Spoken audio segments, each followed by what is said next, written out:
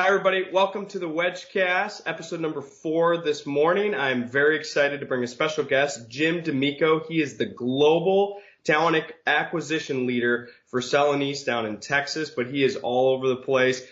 He is a man who brings so much wisdom to the HR, recruiting, talent acquisition space in general.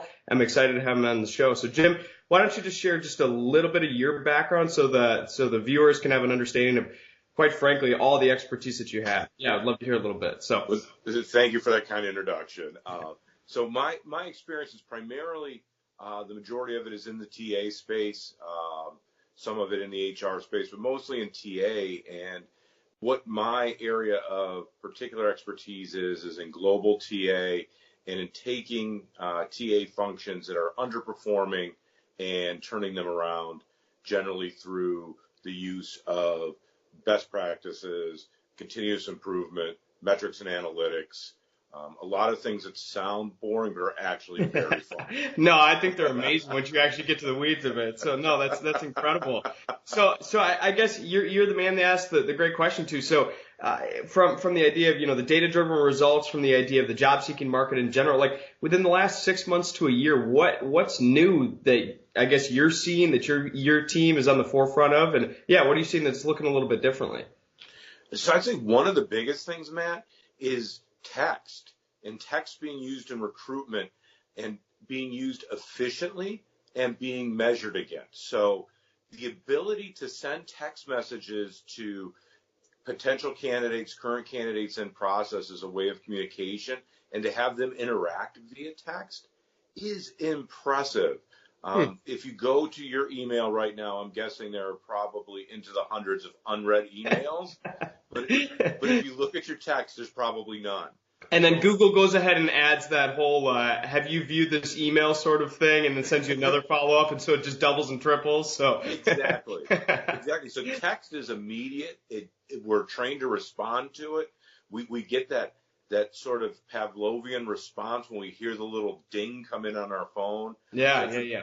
It's a great way for us as recruiters to reach candidates, but it's also a fantastic way and an easy way for candidates to communicate back with us. Really great. The technology has evolved so much in the last year that now it's easy, it's affordable, it's accessible for everybody. So a question on that, have you noticed like a trend of, so if you think about like sort of the life cycle of a candidate that transitions into a company, would texting sort of continuously be the method of communication even after a hire is made? I mean, is that something that kind of carries over even past, say, your team once a hire is made? That's a great question. I think that's going to be very dependent on the team they come onto and the leader that they come into. Sure. So in my role, we text all the time. We IM all the time. Yeah. Because we're global. We're everywhere. Yeah. And it's a great, easy way of communication. Now, 5 years ago, I never would have thought of texting with somebody at work, but now it's becoming more common. And I think for more and more teams, it is as well. A lot of us anymore, regardless of where we work, we're more part of our cell phone than we are our desk phone anymore. Yeah, completely. Yeah, no, that makes a lot of sense. So the second question I wanted to ask you was, okay, so just job seeking, even in a job seeker's market, right? And so where there's a ton of companies hiring all the time, but yet somehow candidates find themselves, I can't get a job, or I can't get the job that I want, or I can't navigate the waters, or I've applied to 5,000 different jobs and nobody responds back. What advice do you have for just job seekers out there who are just overwhelmed with this whole process? Sure. And so that's the conundrum, right, Matt? That we've moved to a market that's really candidate driven now.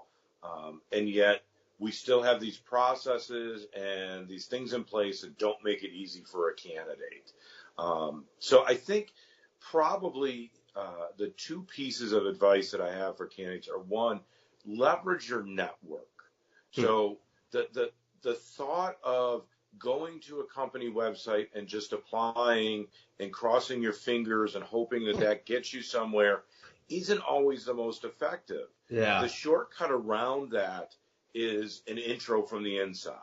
Yep. Knowing somebody from the inside, having that relationship, that's what really gives you the advantage in moving through. Because even in this market today, recruiting functions are still inundated with candidates, particularly those that are at desirable companies. Yeah.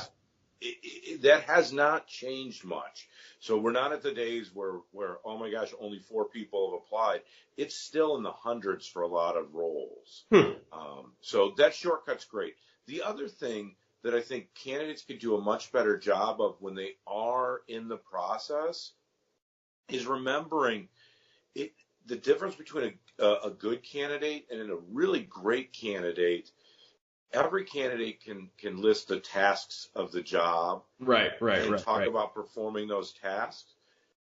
What companies want, what I want, what my leaders want, is we want people that can show us they can solve a problem. So use your resume, use your conversation time with the companies to really focus not so much on checking off the task boxes, but talking about real life problem solving. That will move you to the head of the line so fast. So yeah, here's the candidate that I am. Yeah, here's the important things that I've done, but here's a very practical thing of an approach that I solved a problem, or even if I failed at solving the problem, here's at least my methodology of how I was going to approach doing that. Is that, yeah, just to kind of clarify? Yeah. Yeah, absolutely. That's a great point. So it's not just, it doesn't always have to be successful, because if it didn't work, then, what you build on is what you learned, what you just said. Yeah. No, I like that a lot. So I guess with that, so you have quite the resume yourself, right? You come in and you build amazing talent acquisition functions, systems, and processes for companies to hire and recruit talent.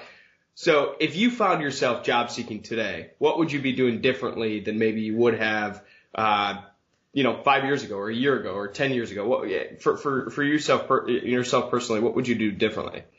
Sure. So for me differently, I would just be all network. I would not go to a job board. I would not go online. I would just utilize my network and, essentially crowdsource. Text as many people as you can. Exactly. You spend all this time building a network and nurturing a network. You should use it, and you should be reciprocal. So that's the other thing. I'm always very good at helping my network when they need me, but that network's there and it's easy to build. Now, I'm pre-internet, right? When I first got in the job market, computers were still green screens. And, that bow tie's timeless though, so I don't know about that. So. Thank you. And so to build a network, it took time. It was shaking hands. It was getting out. Now it's virtual and it's easy to maintain. And so that's what I would do. I would just be all about my network. Yeah, I like that. So very last question I would have is just a simple one: is what's your favorite interview question? So I interview a lot. Famous question for a global talent acquisition leader. So. Well, I interview a lot of leaders, Matt. So I think my absolute favorite question is I love to ask people to tell me about a time when they had an underperforming employee. And I leave it at that because now I've given them a choice. They can walk me through a scenario and a situation where they had an underperforming employee and they put them on a performance improvement plan and they didn't improve and they worked with HR to either, terminate or move the employee and it wasn't the best scenario. Or what great leaders do is they will tell you about a time that they took the time to really work with a person to understand why they were underperforming and turn them around. Yeah. Ultimately, I want people that have those stories about, I worked with somebody, they were underperforming. Now they are my best employee. Yep. And that takes that question showcases actually, I think, a lot of humility within a leader, because I think there's some who will admit, hey, my team's great. We're working through some kinks, whatever that might be, but that kind of brushes things under the rug. But somebody who's willing to actually openly admit that, hey, they do have an underperforming employee. They recognize that they tried and maybe failed at some parts of it, but they were willing to, do what they can to fix that. I think there's a lot of humility in that, which is cool. Absolutely. And the fundamental difference between what oftentimes people perceive a leader's role and what a leader really needs to do are different. So a lot of people perceive that a leader's job is to tell people what to do. Right. And what a leader's job really is to do is to elevate those around them and develop those around them. Yeah, no, I love that. I think that's a great fundamental, side of leadership as well, too. Well, thank you so much for being on the show, Jim D'Amico. He brings a wide range of just knowledge to the whole space of talent acquisition from his involvement with companies and just his own personal brand too. So Jim, thank you so much for being on the show with us and excited to have you. So, hey, thanks a lot, Matt. Have a great one. Yeah, you too.